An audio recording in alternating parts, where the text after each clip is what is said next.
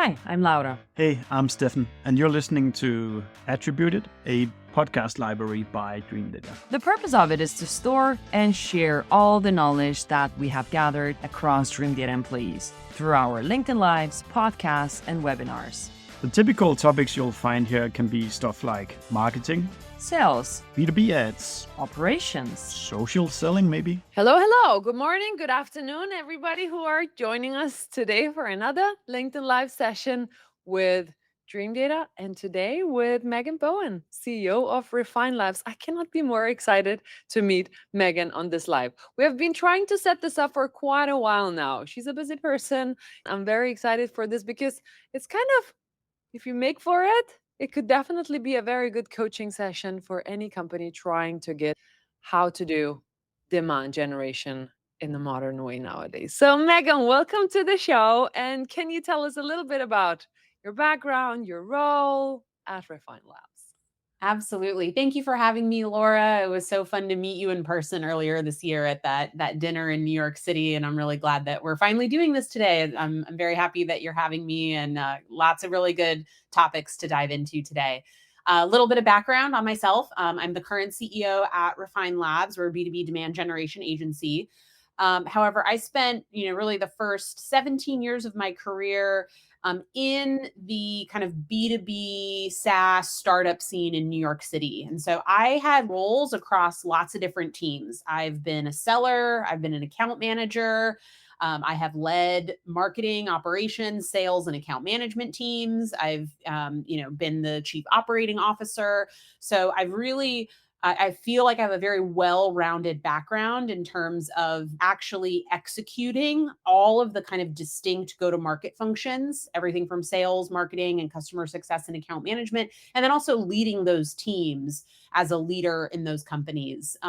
In 2020, I decided, after a really long career kind of in that space, I was really interested in kind of figuring out how I could share my experience and help B2B SaaS companies. And that's when the founder of Refine Labs, Chris Walker, and I started talking, and he convinced me to join him as the COO of Refine Labs. That was back in 2020. And we started building and scaling the agency, really focused on B2B marketing and demand gen specifically. That was really our area of expertise and specialty, and how we wanted to help other B2B SaaS companies go to market.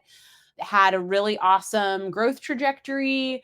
There was that weird period in 2022 and 2023 when the market got a little wonky, but we navigated that as best as we could. And then starting in January 2024 is when I took over as CEO, and have been running the company from that position since then. So that's kind of my quick backstory for you and everyone listening. And congratulations with taking on the CEO position, Megan. It's like, if you're thinking of companies and the shoes to fill of a role of a CEO, filling in Chris's shoes, it's not an easy task, especially since was the owner of Refine Labs fully by himself back in the day. So it's a very big acknowledgement for yourself too, and his trust in running this. You've got this, and you have been scaling this since taking over the position. I'm so happy to see you. So much. Yeah, it's been a lot of fun. I think I was running, I was part of running it as the COO, but it's different. The roles are very different. And so it's been a really fun learning opportunity, and being able to kind of build on the track record that I started in that other position. But yeah, it's been a great ride. You've got this. You've got this. Also, for me, I love to see women in these high positions. We aspire to see that every single day. So thank you for taking this on. To kick this off, please introduce brand demand expand, like framework. What is it? And then we're going to unpack it one by one. Absolutely.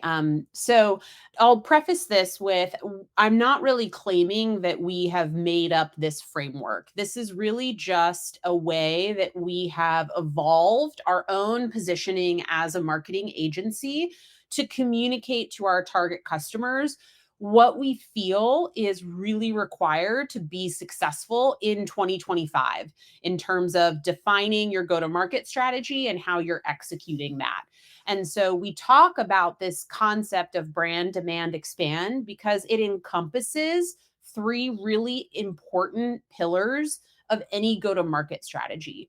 So I'll kind of start with like a high level explanation, and then we can kind of dive into each one by one. So brand is relatively straightforward, and falls squarely within the marketing sort of ownership area, and that's really about investing in a set of strategies and programs that's intended to drive real brand awareness with your target audience. And so, I mean, that's everything from what your core positioning and, messaging is, from how you're actually going to develop programs such as event programs, content programs, organic social programs. Of course, paid advertising programs can be part of that. To really find your audience and get your message out and begin to build that memory recall in terms of the problem you solve, your solution, your company brand, right? Demand is really focused on, and that's been really where Refine Labs has played the most, right? But this is really focused on how are we actually converting attention into pipeline, right?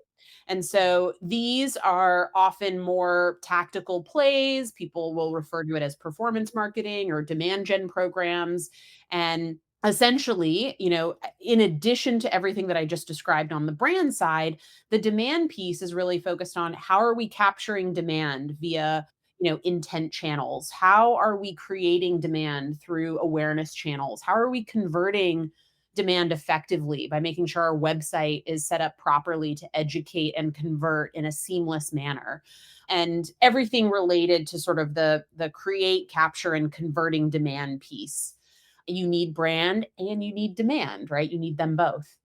Expand is really, now that we're kind of past this growth at all costs era and kind of the ZERP era, I think we're finding that it's really important for people to give just as much attention to their current customer base. So that's what expand is intended to represent. And so that's everything from things that you're going to do for customer retention, customer expansion, customer advocacy. And there's actually a lot of crossover. People say, oh, that feels very much like, customer success or account management.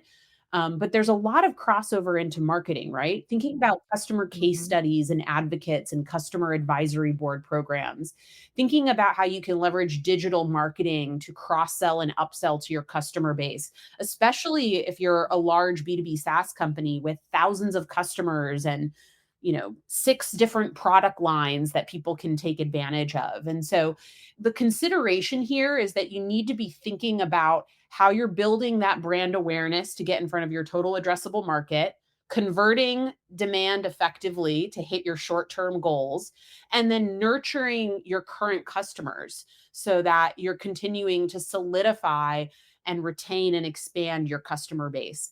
And that if you do all these 3 motions correctly, that's really what is required to actually grow in today's environment. You can kind of fast or rewind back to 2020 or 2021 when the conditions were so different that you could literally just spend all your time on customer acquisition and hit those growth targets.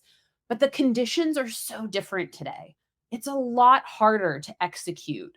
It's a lot harder to not only grow, but retain. And what's the point of growing if you have a leaky bucket? Then you end up in this growth plateau that so many companies are stuck in right now. And so the intention of kind of communicating this updated narrative to the market is to be that thought leader of, hey, things have changed over the last 5 years. What worked in 2020 or 2021 or 2022 isn't working anymore. And these are the core pillars you need to think about if you want to be successful as a company. Now, Refine Labs, I'm not claiming that we're experts in all of these areas. We really focus on the demand piece, and we can kind of play in brand and expand in supporting motions without owning those pillars completely. But we want to be helpful to our clients and be trying to essentially inspire the next phase of change that we think is required for these types of companies to be successful. That's a lot of talking. I'll stop for a minute. I love to hear that. Well, everybody knows you for the demand piece from back in the day Totally. when we were very loud on, yeah, creation of demand. But I love that expand is being added to this too, because we are in this market. We have to make sure that we are harnessing everything that we can from the already existing clients, because it's a different market. But if you were able to think back at the beginning of your days at Refine Labs, when everybody was still talking lead gen and forms Mhm. and like get them out and quantity, you were the ones speaking about demand gen. You were the ones speaking about like stop everything that you're doing and let's start to figure out how do we create demand, and then you can start capturing it instead of just flooding it up with leads.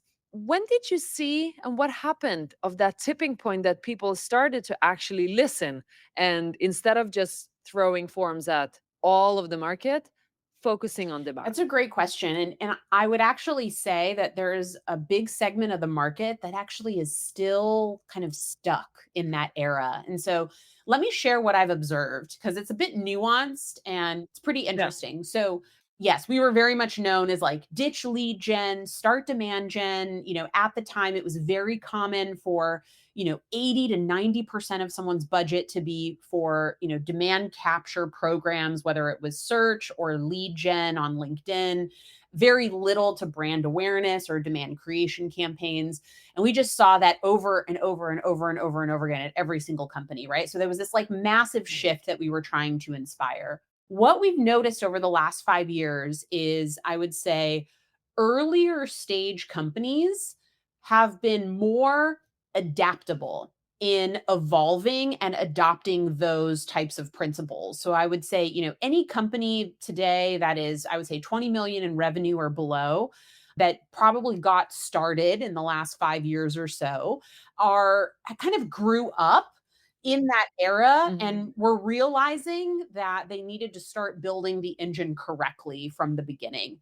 And so we see a lot of those people adopting a lot of those classic recommendations that you would remember us making, back in 2020 to 2022. What's been really fascinating and even what's been interesting in terms of how our customer base has evolved, because we used to work with a lot of early mid-stage startups when we first got started. Mhm. What I found is that through that kind of 2020 to 2022 era, a lot of larger mid-market and enterprise B2B SaaS companies kind of coasted through that because they were huge. We're Mhm. talking companies anywhere from 50 million in annual recurring revenue to a billion in annual recurring revenue, some publicly traded companies, right? And what was really interesting is because these companies were so big, they had so much media, sort of advertising budget going. They had very large teams. They had been running the same playbook, since 2010 for 10 years, almost 15 years now. They didn't feel the pain. They didn't see a need to change. And at the Right. time, even when there was all of this volatility in the market, they were relatively big enough to kind of coast through that volatility. Now, what's Mhm. been fascinating is since like 2023 and 2024 and into this year, we have been helping almost exclusively that segment of customers because what they're now noticing is when they look back and look back at a 4 quarter, 8 quarter trailing period, they are seeing 30% to 50% decline in pipeline production and a Mhm. plateau in revenue. And again, these are massive companies, right? So they're still closing a lot of business, but relative to what they were able to do before, Right. growth is eroding. So now that segment of companies are really feeling the pain. And it's crazy because Yeah. you spend a day on LinkedIn and you would think, oh, no one's running lead gen anymore. Everybody's doing demand Uh-huh. creation. And it's just not true, right? Of course, a lot of people are, but there's hundreds and thousands of companies in this segment that I just described that have basically gone this far without making any material changes. And we're talking companies Yeah. that are spending, 200 to $1 million a month on paid advertising. So this is not insignificant investments.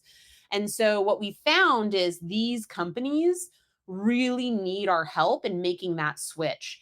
And like anyone I'm sure can Mhm. understand, the bigger the company is, the much harder it is to change. the change management process is so difficult. There's so many people, there's so much bureaucracy, there's so much red tape, right? And so it's not just about, changing the strategy, it's bringing the whole organization along for what that change is impacting throughout the organization. And so we have found that we're still like really focused on our sweet spot, just with almost like a new segment of customers that really need that right now. And what we're doing, especially as we're kind of going into this new AI era where everything is being kind of, thrown on its head, is we're saying like, great, we're going to continue to help this segment of customers make this change. If they do not change now, it actually is a threat to their long-term survival or short-term survival, right? So there's plenty of companies that need that help. We've done this over 300 times now. Like, we can help them navigate that change management process and drive dramatic improvement in terms of ROI on paid advertising specifically. And then at the same time, just like everyone else in the market right now, we're continuing to really evaluate what is required to build a real effective and efficient and sustainable go-to-market engine, because it's going to continue to change, right? The only thing that we all know is things will continue to change. And the reputation that we've always had and that we'll continue to lean into is, how can we be at the forefront of that change and helping define what that is? And then wherever companies are on the journey, help them evolve and adapt so that they don't die. Love that. And to take a step back, looking into brand, then for companies that either want to do it or want to get back to basics and figure out how brand is working. So, usually, brand is a very intangible thing. And especially if you try to explain it to the leadership, and then they don't want to throw money at marketing. Can you explain to us what brand means for you when you define it for your clients, and how do you make it more tangible so they know what it is that they're looking after as a gold standard? Yeah, it's a great question. So you'll read all of these studies and research surveys now. And if you actually ask yourself how you buy, you would probably answer in this way, which is, almost all B2B buying decisions happen before they get on a call with a salesperson. Ultimately, people will experience a set of problems and they will have various recall for typically only one or two brands in any particular category at any time. Mhm. And when a need or a problem arises and they're now tasked with figuring out how to solve it, the first thing that they're going to do is go to the thing that they recall or they remember or that their friend recommended. And this is a fact. This is a fact of life. This is a truth. And what that means is, if you do not invest in strategies so that people know the problem you solve, know how you solve the problem, and associate your brand name with that problem and solution, that you will never be considered for a huge percentage of purchase decisions that are out there. And people say, "Oh, this is hard. Oh, it's hard to track. It's all fuzzy." It actually doesn't have to be.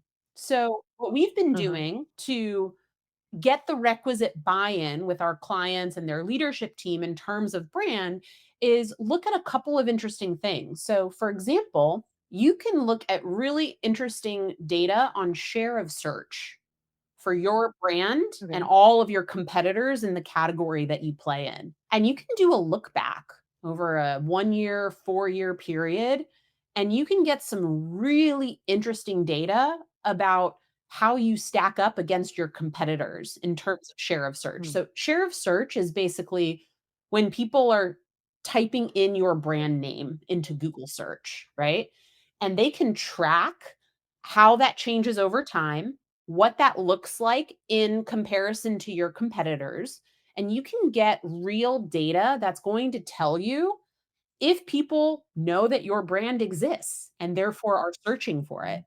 So that's been really insightful when we've been able to bring that data to the table and show our customers where they stand, how things have changed, where they're ranking relative to their competitors, why their competitors might be performing better than them, and what the risk or the opportunity is for the customer in order to close that gap and increase their share of search. And then we can begin deploying brand programs, both from the paid side, and they can also do things from events, content, etc. And we can measure over time whether that's having the intended effect, right? And of course, you Yeah. also want to measure an increase in your inbound funnel. We also have been recommending that people do twice annual or quarterly brand surveys that will collect both quantitative and qualitative data in terms of Hmm. brand recall and brand preference as well. Not only do they need to recall you, they need to prefer you, right? In order to be seriously considered in a purchase decision. There's actually what we've begun to do is really integrate a lot more data backed, evidence based strategies to help make the case of why this is important, and then have mechanisms in place where we can measure the change of share of search over time. We can measure the change in these regular brand surveys over time. And it no longer is a fuzzy or non-quantifiable metric that Yeah. you can measure. Very interesting because before in time, everybody associated Refine Labs with dark social, unattributed touch points, like trust me it works. That's how it sounded back in the days. But it seems like that now you can measure so much more from the data that you have gathered. Do you have any examples how focusing on brand has ultimately helped clients to increase pipeline or any types of those numbers for search and so Totally. on? So I'll comment on your first point. So, number one, we do still believe in dark social. People absolutely take recommendations from their peers. We still implement and recommend what we called self reported attribution, which was intended to really get some of those insights into what dark social channels were most effective. So that never went away. And a lot of people, most people are doing this now, right? This has become a very common measurement strategy, and we still stand behind that. We recommend that. We implement that for our clients. Those dynamics are still absolutely true, and we still believe in those things. However, what we found was that wasn't always enough to prove that more investment should be made. So, in response to that, we did our homework to evaluate how we could make this more quantifiable and have more of a business case discussion about it. So, I can definitely give you some examples. So, I can't share the client specific name, but I'm going to give you the scenario here. We had a client that we worked with who predominantly focused on demand capture and lead gen activities and kind of had the same conundrum that a lot of our customers have. Our leadership doesn't want to fund brand awareness programs. They feel like that we can't measure it. They only want to put money into something that is, we can measure very clearly. What we did was we showed them the share of search data, and we showed that in comparison to their competitors. And then we were able to pull some data that we can through public sources, whether it's SEMrush or different sources that we have available, to basically say, look, your competitors are getting a higher percentage of share of search because more people are aware of their brand, and look at the data we've been able to show about how they are investing in various brand awareness programs when you are not. So, if you want to close this gap and you want to have numbers like your competitor, this is what's required to make that investment. And a lot of advertising and programs are also very public things, right? So you're able to point to those types of campaigns on LinkedIn, for example, pull up the LinkedIn ad library. Mhm. You can get a lot of data from SEMrush in terms of how people are bidding on keywords, Google search, etc. So that has probably been the most effective way for us to build the case. To actually Mhm. show them that data in relation to their competitors and that their competitors are investing in those types of activities, that becomes a pretty compelling case for people to understand and start to make that connection, that if they don't do that, that they could not only, remain stagnant in their share of search, but it could decline and they could start to lose Mhm. market share. What's important to remember is when, we had this kind of like COVID boom era and then we had this kind of downturn, there's only a certain total addressable market. And in a downturn or kind of a rough economy, really the only thing you can do to grow is to grow market share. And the only way to do Mhm. that is to take market share from your competitors. Like that's basically it. And so it's having that conversation and pulling in some of those data points. And that has been the most successful and quickest way that we've been able to make the case, get the buy in and commitment, and then move forward with implementing better brand strategies for our customers. That's very interesting. And if we're moving into the demand piece, so now you're saying that the biggest brand share that you can pick up is what is coming from your competitors rather than creating one. But there is still that demand piece that you're talking about, like creating real demand, which is not probably not necessarily just picked up from your competitors. Can you explain the definition between creating real demand and instead of just capturing the demand? What do those two have in common or very different? And in general, what are the fundamentals here to have that sustainable growth that you're speaking Yeah, about? definitely. So when we always have used the term demand creation, it was just a way to describe brand awareness. Demand Okay. creation equals brand awareness and everything we were just talking about. Now, when we say demand Hmm. capture, the key difference between demand capture and demand creation or brand awareness is demand capture is intended for intent channels. So this is like if you want to think about like the 95-5 rule, at any given time, 5% of your market is in market right now looking to buy. Then we want to capture those in market buyers. And you want to Hmm. do that through intent channels like search. Interesting now, we're starting to see the rise of LLMs become almost an intent channel, right? People are going there and asking Chat GPT, like, hey, I mean, I had a sales call earlier today where the person said, I asked ChatGPT for a marketing agency that could help me modernize my marketing strategy, and you came up. I was like, fantastic. We've actually been working on that. So I love to hear it. Nice. But my point is the demand capture piece is that really small sliver of your market that's actively looking to buy today. And we want to capture Hmm. that demand. Typically on search has been the primary channel, the primary intent channel that we do that. There are other intent channels out there too. Now, brand awareness or demand creation is for the other 95%. They don't need to buy your thing today, but maybe they will next week, next month, next quarter, next year. But kind of building on what we were talking about earlier, you're not going to be part of the consideration set if they don't even know that you exist. You have Hmm. to put budget and programs to build awareness with your total addressable market, and especially that 95% that isn't in active buying mode right now. And the truth is, you need both. You need to build that Right. awareness. And then you also need to spend money so that when they're actively in buy mode, you're coming up in a search result, in an LLM, whatever it happens to be, right? So that you're constantly putting yourself in front of your buyer. And so when we did talk about demand creation, it was really a languaging approach to shed more light on brand specifically. So Mm. today, you'll notice in kind of as I've evolved the company positioning and messaging as the new CEO, I've been leaning into terms and language that is more traditional or recognizable by the market. We, early days with dark social, demand creation, we spent a lot of energy and it was very helpful at the time to differentiate us, Yeah. right?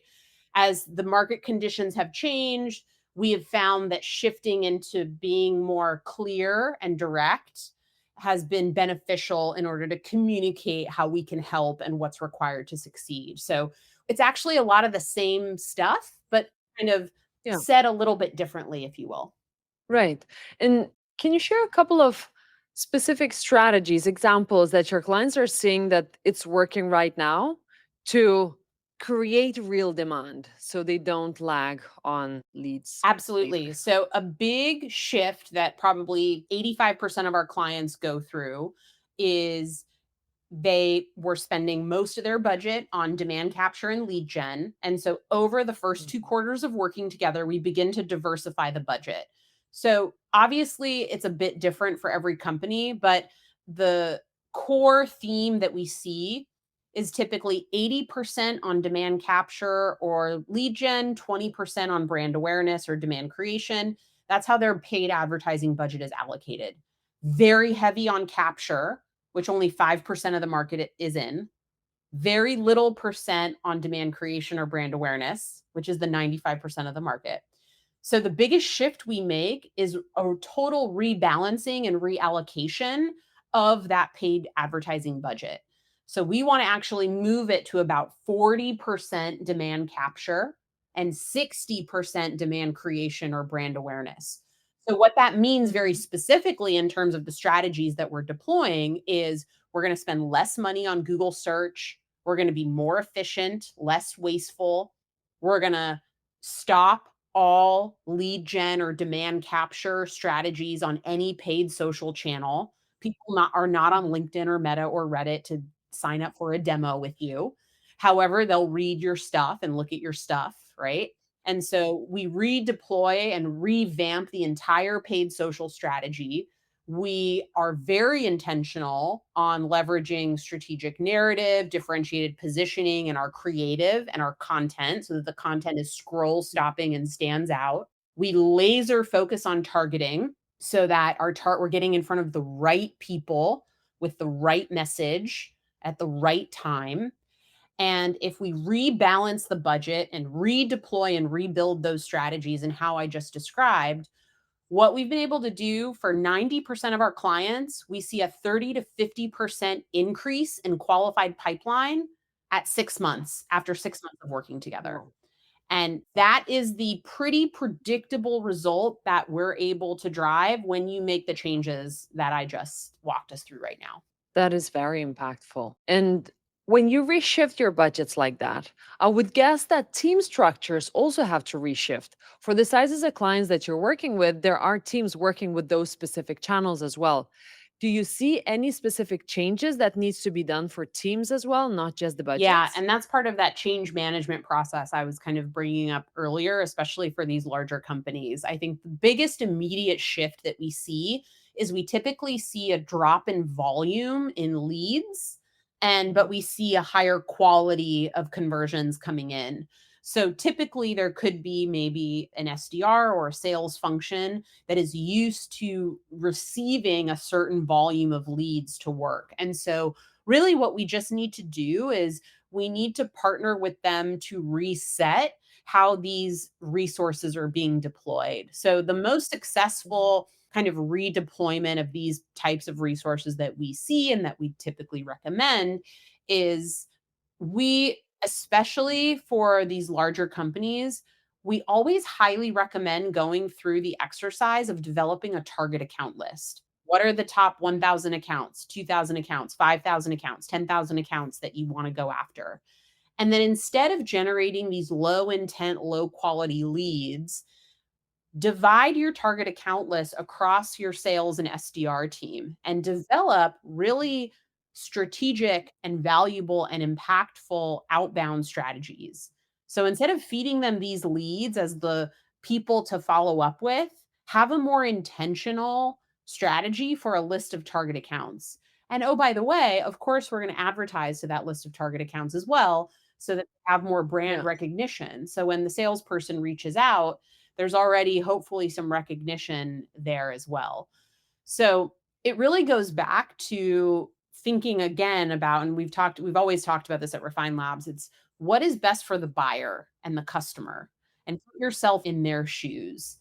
Don't ask for a demo if they signed up for a webinar or downloaded some content, right? However, if you have like strategic and valuable outbound crafted, reach out to them and see what happens, right? We know we're not going to get a response to a lot of those at first, and that's okay. In many ways, I've almost look at it as outbound marketing too. Like even just getting an email from a brand, as long as it's valuable and it's not pushy or too salesy, you're creating that recognition.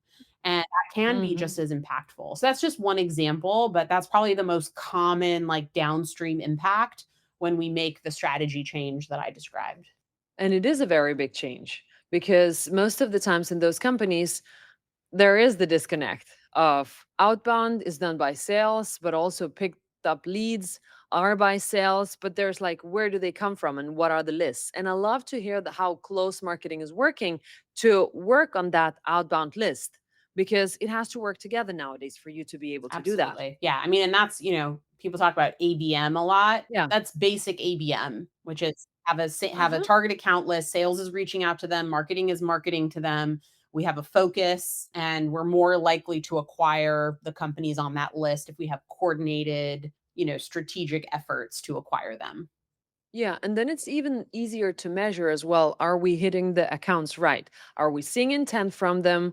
Are we seeing email opens, clicks, and finally conversions further downstream if those journeys are really long? Absolutely. That's much easier. Absolutely. Very exciting. Let's talk about expand a bit as well. And for me, expand usually is like upsell, Yeah. cross sell, but I think it's a bit different in your mind. So tell me, what is in the expand bucket and how does marketing work with that Yeah. as well? So upsell, cross sell is definitely part of expand. I would say the other aspect of it that I would add is retention as well. Uh-huh. So I think there's a few components of that. And when you think about retention, cross sell, and upsell and the expand bucket, I also like to include essentially what I refer to as like customer advocacy or customer evangelism. Mhm. And so the goal here is, how can you make sure that the customers that you acquire get the outcome that you promised, have an amazing experience, are not thinking about churning because they're getting regular value delivered to them from you, right? In a best Mhm. case scenario, being your evangelist or your advocate, whether that's committing to doing a case study for you, which is a core marketing asset that we love, right? Whether that's Mhm. participating in a customer advisory board, whether that's coming to your, VIP executive dinners and essentially selling for you at the dinner table because they're engaged with prospective customers, right? So marketing should always pay more attention to the current customers. There's so much rich information and value that can be created when marketing and customers collaborate together. And then from, just a business perspective, like retaining and expanding your customers is a primary driver for growth. And so, how are you thinking? Obviously, you're going to have, like an account management or customer success function that's going to be working with those clients, but there are ways that marketing can support. For example, we have a lot of clients again that are in the, 500 million to a billion in annual revenue. I mean, they have tens of thousands of customers, and they typically have, 4 to 6 different products, and most customers are only on, 1.8 products at a time. And so we can actually deploy very personalized and targeted advertising programs to drive awareness for these other products that are available. And so, Nice. from a digital marketing perspective, there are ways that we can also advertise to the current customer base in terms of product adoption. So there's just a lot of opportunities that a lot of people don't even consider or think about. And if you allocate a small amount of your budget to that, and again, it's not just marketing, right? You do need the account management, customer success function doing their part as well, just like you need sales doing their part to bring new revenue Yeah. over. But how are you thinking more strategically about how all go to market teams can impact all of these different pillars, the brand, demand, expand? And so I would say that's kind of what I think about when we talk about Yeah. that word expand. It's really retention, cross sell, upsell, but also evangelism and advocacy. And that kind of rounds out that pillar. Are there any specific channels that you see that work to grow that expand section? Because it's very relevant for everybody right now. Yeah, so I would say, I think the two things that we're seeing that are being most impactful are, one is events. So I think Uh-huh. whether it's virtual or in-person events, getting your customers involved. You can leverage digital marketing for event promotion and registration, but really the program is events. I mean, we're even doing this at Refine Labs. We're hosting these, dinners in different cities and inviting our customers and prospects to the dinners and having great success in both retaining our current customers and almost having our customers like do the selling for us because they're describing what their experience is like. And many other of our customers and companies that I've heard from are seeing huge success from events overall by integrating both customers and prospective customers. I think the other piece Yes. of it is, again, a lot of people do not allocate any budget to current customers from a paid advertising perspective. And the same concepts apply for customer acquisition. And so there Mhm. are ways, especially if you have a very specific customer list, where you can deploy very targeted messaging and creative that's focused on product adoption, cross sell, upsell, expansion. And it just becomes just the same principles that you would use to acquire a new customer apply to a current customer as well. You just have different objectives Yeah. for a current customer, but you can use the same channels to communicate with them, to reach them, and to make sure that they're aware of these things. And so I Yeah. think that's a very specific example in terms of, paid advertising or digital marketing. The last thing that I'll say is like the advocacy piece, like everyone wants social proof. Any prospective Mhm. customer wants to read a case study or see that another company like them has had success. And so I think it's always underutilized, and you can never have enough testimonials or case studies as social proof. And so typically that's a marketing owned initiative, and those case studies can and should absolutely be deployed in any paid advertising or digital strategy as well. Now, to wrap this all up, if we were to set up KPIs for each stage, can you do that? And what type of KPIs would you set for each of the three Totally. stages? So, from a brand awareness standpoint, we want to look at things like change of share of search over time. We want to measure the brand survey qualitative and quantitative results, and we also want to look at that self-reported attribution data as another data point for brand. In terms of demand, we really like to look at the core inbound funnel and improvements both in quantity and quality across web conversions, conversion rates. We also want to look at efficiency metrics like cost per conversion, cost per meeting, cost per opportunity. So it's really all those standard inbound funnel metrics that you want to be taking a look at. Of course, things like, return on ad spend or overall ROI on digital spend are important metrics to be looking at as well. In terms of expand, you want to be looking at things like NRR, net revenue retention. You want to be looking at things like customer acquisition costs, lifetime value, things like monitoring improvement to cross sell or upsell over time. So each of those distinct items do have KPIs that ladder back specifically. So if you're being successful, in each of those areas in the business. Yeah, I love how your KPIs are going all the way down into revenue and goes back into the same numbers that sales would be working Yeah. after as well. That's very It's about impactful. looking at the business as a whole. That's the Yeah. intent. Obviously we play in a certain lane at Refine Labs in terms of the services we provide, but like my mission and vision at the end of the day is to help B2B companies grow sustainably and profitably. And we don't have to Mhm. do everything, but if we can help educate and drive awareness for what the right strategy is to grow as a business in today's market conditions, we want to do that. And then we want to help where we have expertise and specialty. Definitely. Oh, thank you so much. There has been so many good learnings for a lot of companies. And if you were to leave them with one thing everybody needs to do in order to be just as little bit as successful as all of the Refine Labs customers, what should they do? What should they change today? I think I'll kind of stay in our lane. I would say that in terms of if you spend any money on paid advertising, I would challenge you to look at your budget allocation across both intent and Mhm. awareness channels, as well as what strategies, whether you're doing demand capture or brand awareness or demand creation. Almost every company has an opportunity to make really strategic changes across those factors to materially improve the return on investment.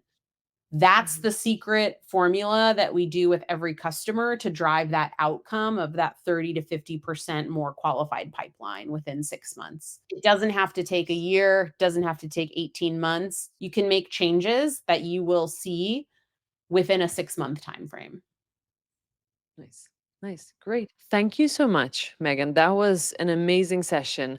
Where can people find you if they want to talk more about this? I'm active on LinkedIn, so you can find me on LinkedIn, and then you can always check out our site at refinelabs.com. We also have our content product, The Vault. It's $149 a month, and you can get access to all of our strategies and frameworks.